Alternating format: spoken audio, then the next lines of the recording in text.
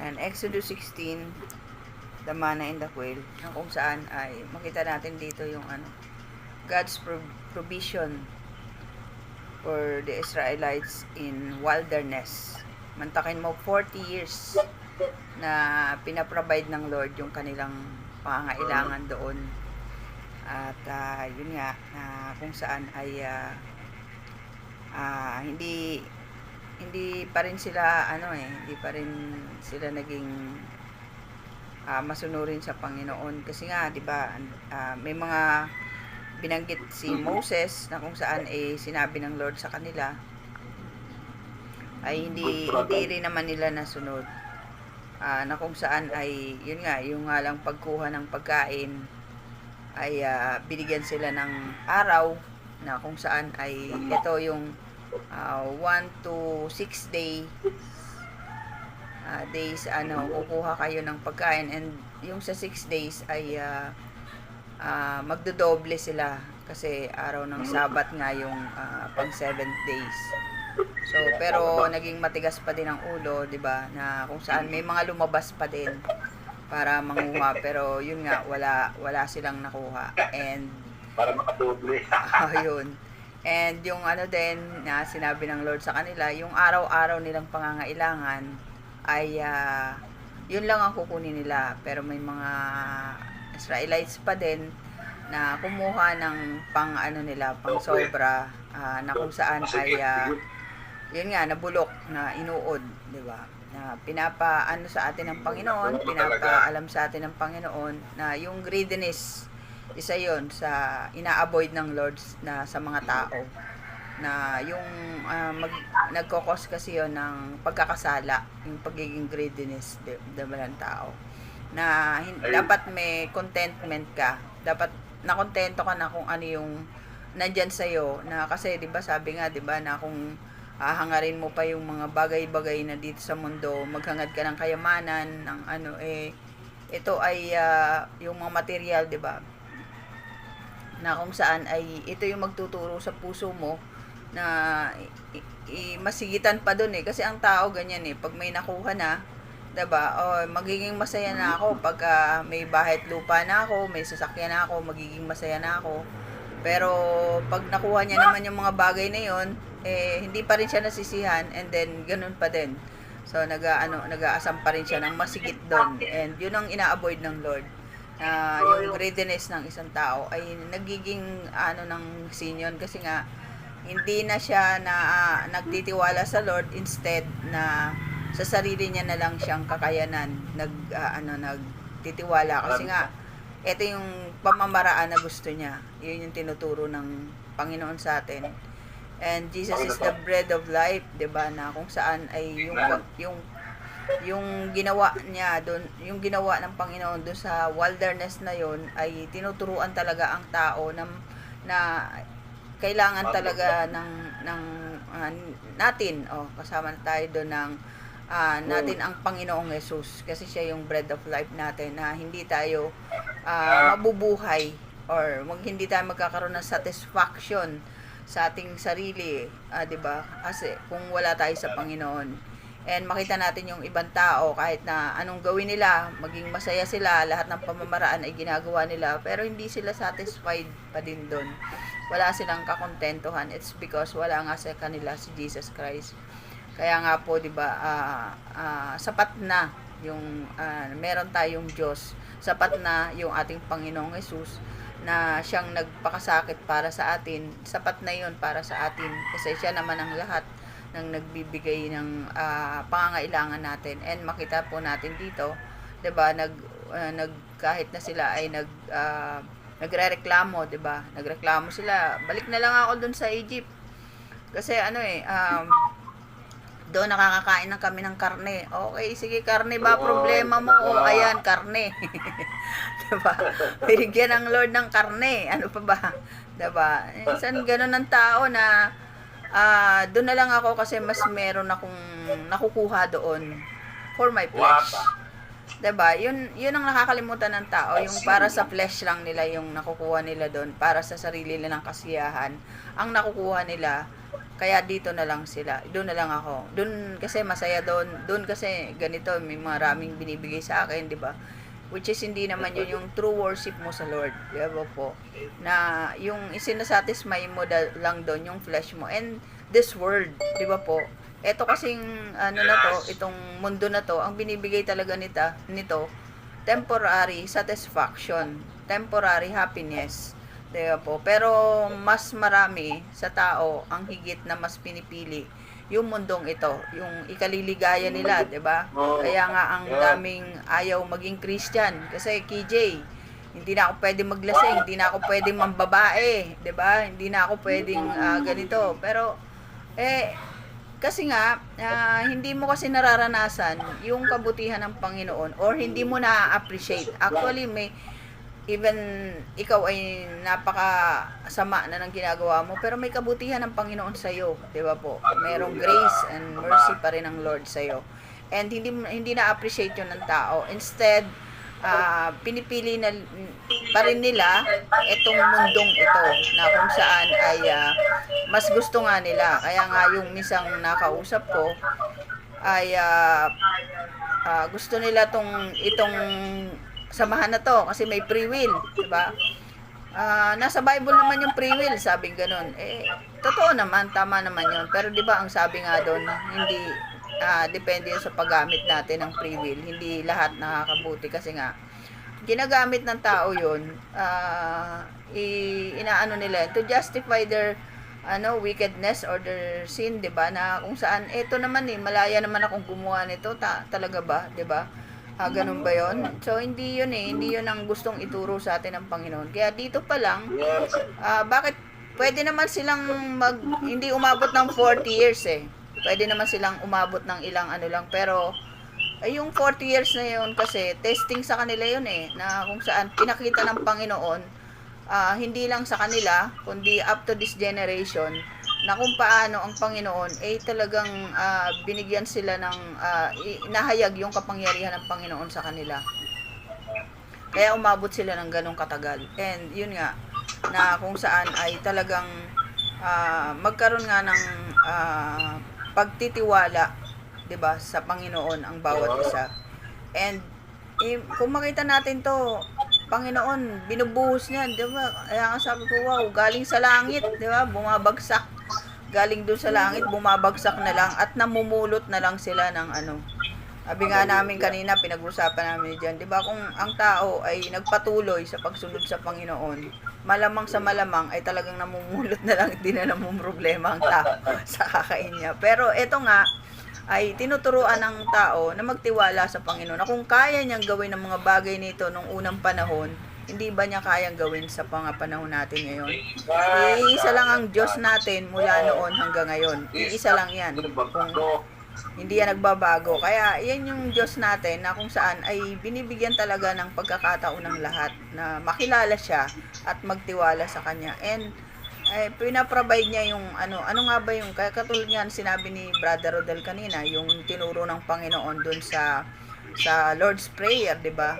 Na yung sa araw-araw na hihingi natin yung ating pangangailangan, 'di ba? Yung daily bread natin, hindi yung pang isang taon na bread, Lord, bigyan mo ko ba? Hindi kasi hindi natin alam 'yon. Kaya nga doon din natutunan din namin na Lord, ikaw na pong bahala dito sa araw na ito. Bahala na yung bukas, kung ano man ang bukas na darating, 'di ba? So yun ang tinuturo sa atin ng Panginoon talaga, grabe, yung tiwala, yung pagtitiwala sa Kanya. And yun nga yung isa rin na itinuturo din sa atin dito yung wag mong i-hoard yung talent na ibinigay sa iyo or yung gift or yung blessing na ibinigay sa iyo. Wag mong i-hoard 'yan. 'Di ba? I-share mo 'yan. At isa pa, pag sinabi ng Lord na ito lang yung mo dapat na kunin mo, 'di ba? Kasi yun nga, yung iba nga nag-hoard, 'di ba po, na walang nangyari kasi tinago lang nila doon Para sa kanilang sarili kasi yun.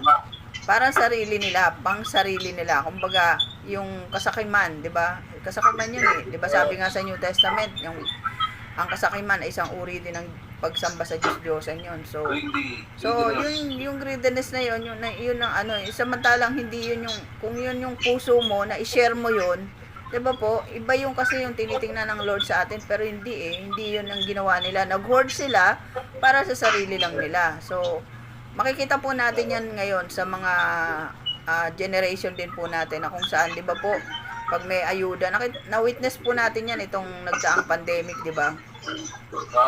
Nagrereklamo sila sa gobyerno kasi nga hindi yung ang daming nagkakaroon ng hawahan, pero subukan mo pumunta nagkaroon ng ayuda. Andun sila nagsisiksikan. Diba? Hindi sila nagrereklamo kung magkahawahan na. Ang katwiran nila, mamatay na kung mamatay kaysa mamatay sa gutom.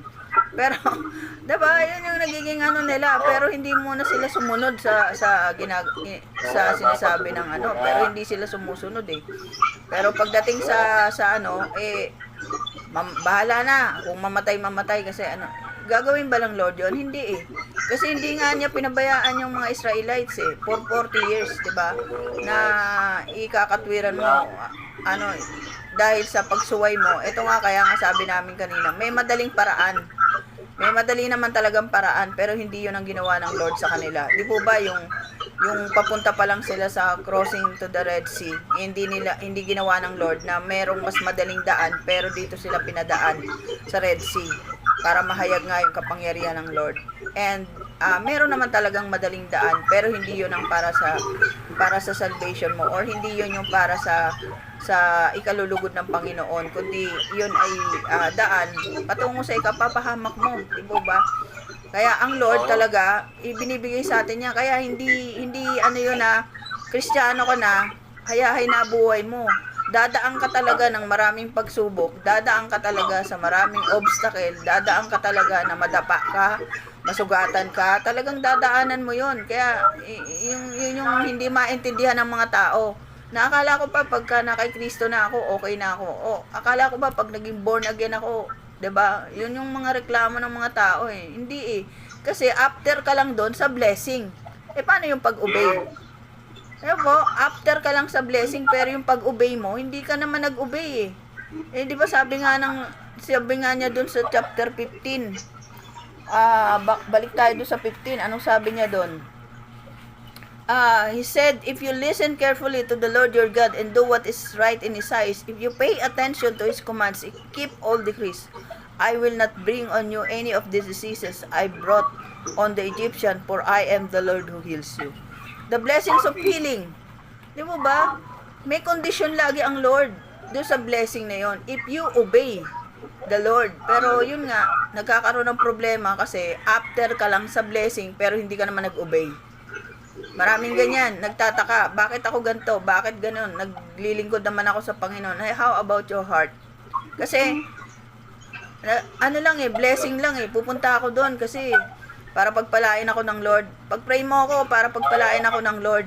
Kasi nga, after blessing ka lang pero nag-obey ka lang sa Lord. Yun ang maraming ng tao na mahirap ano sa kanila. Even Christian, after blessing lang. So, ako attend ako ng service, attend ako ng fellowship. Ito pa isa, magbibigay ako, ako ng tithe offering. Pati first fruit. Para i-bless ako, mas marami akong i-bless ng Lord kasi ito yung which is wrong. Diba sabi nga ng Lord, yung heart natin. It is good. It is good to give your tithes and offering to the Lord. But how about your hearts? But how about your obedience to God? And then magrereklamo. Ba't ganito? Ayoko na ngang sumunod. Ayoko na ngang magsimba. Kasi ganito naman yung nangyayari sa akin. Ba't hanggang ngayon wala pa rin kalutasan yung sakit ko? Ba't ganito pa rin to? Lagi naman ako nagpupray. Lagi naman ako nag-aano sa heart. Kasi nga, sa service. Lagi ako nagbabasa. Lagi ako nag-meditate. Pero hindi mo kasi naiintindihan. Yun ginagawa mo yung mga yon, hindi dahil sa gusto mong gawin, hindi dahil sa pagsunod mo, hindi dahil sa mahal mo ang Panginoon. Ginagawa mo lang yon is because of the blessing na makukuha mo. Diba po, ang laki ng pagkakaiba kasi kaya ito yung napakahalaga nito na chapter 16 na ito na ibinigay ng Panginoon sa atin na mensahe sa lahat ng mga tao to trust in Him the provision. At hindi lang yung provision sa pagkain, kundi provision ng healing, provision ng lahat ng pangangailangan natin. Bahala siya doon. Kaya nga sabi nga, 'di ba, nabanggit ni Brother Rodel kanina, seek ye first the kingdom of God and His righteousness, and all these things shall be added unto you. So lahat ng 'yan, ano ba yung problema mo sa buhay mo? Bahala ka na. Kaya nga Lord, bahala ka na po kung ano man tong nararamdaman ko. Bahala ka po sa akin kasi ang ano ko lang po sa iyo, gamitin mo kung gat may hininga ako. Yun naman po eh. Kasi ikaw naman po may gawa sa akin, kaya ikaw pong nakakalam kung anong meron ako sa aking katawan. Ikaw din pong nakakapag nito. Kaya hanggat may hininga po ako, gamitin mo po ako. 'Di ba? Yun yung ano ko sa Lord kasi hindi ko naman alam kung ano yung nararamdaman ko. Katulad po ng isang araw, kaya nga nag-voice message na ako kay Jan. Nahihilo po ako yung ano, kaya hindi pa ako naka-join kahapon. Talagang nag-collapse na po ako na nawala na ako. Pero bago po ako nung may malay pa po ako. Nandito ako sa bahay, mag-isa lang ako. Nag-voice message na ako kay Jan. Sabi ko nga sa kanya, nag-voice message na ako sa'yo para naman pag dating mo, wala na ako, at least meron ka masabi. Ito yung huling message ng Matakot naman yan. Pero sabi ko sa Lord, bago ako mahiga, sabi ko, Lord, ikaw ang aking creator. You made me, you create me. And sabi niyo sa salita mo, you sustain us. You will take care of us until our old age. Hawak ko yung promise mo. And sa yung kamay naman, okay lang kahit anong gawin mo sa amin.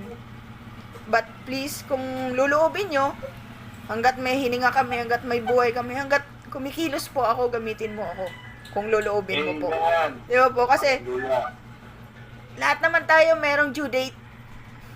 Kasi kung tapos na yung pinagagawaan sa'yo ng Lord, tapos na yan eh. Like Moses, di ba? Natapos na yung kanyang pinagagawa ng Panginoon sa kanya. Ipinasa niya naman kay Joshua. So, merong gagawa, hindi na puputol yung ng Lord. Kasi, hindi dahil sa nawala ka. Kaya yung mga Christian na gustong pabagsakin ang isang congregation, lalo na yung mga leader, mga pastor, na kapag nawala ako dito, wala na. Hindi yun eh. Ang gawain ng Panginoon, tuloy-tuloy yan. May nag-quit dyan, may mawala dyan, may gagamitin pa rin ng Panginoon. At yan ay tinitrain na ng Panginoon long years pa lang or ahead of time pa lang. Kasi look at Joshua. Nandun na rin po siya sa Egypt. Pero nung nandun na sila sa saka pa lang siya binigyan ng Lord. Nakita natin wala yung pangalan ni Joshua dito. Pero nung namatay si Moses, naka-prepare na yon. So kaya tayo yun yung ng buhay natin, na mag-obey lang talaga sa Lord. And bahala ng Lord sa blessing. Nakakamta naman yan natin everyday. Pababagsakin niya naman yan galing sa langit, di ba? Gumagawa ang paraan ng Lord. Kaya, napakaganda po ng aral ng nito, yung pagtitiwala sa Lord and the provision na even we are in the wilderness, God provides our needs. God provides dun sa mga ano ba yung kakulangan natin. Di ba po? Hindi naman kasi tayo perfect at walang nakakaabot sa kaluwalhatian ng Panginoon. Pero, siya mismo ang gumawa ng paraan para maging magkaroon tayo maging righteous tayo sa paningin ng Panginoon. It's because of Jesus Christ. Kaya purihin po ang Panginoon sa patuloy na pagbubulay-bulay at pagbibigay niya sa atin ng salita niya talaga na magiging kalakasan natin to sa buhay na ito. Kaya purihin po ang Panginoon.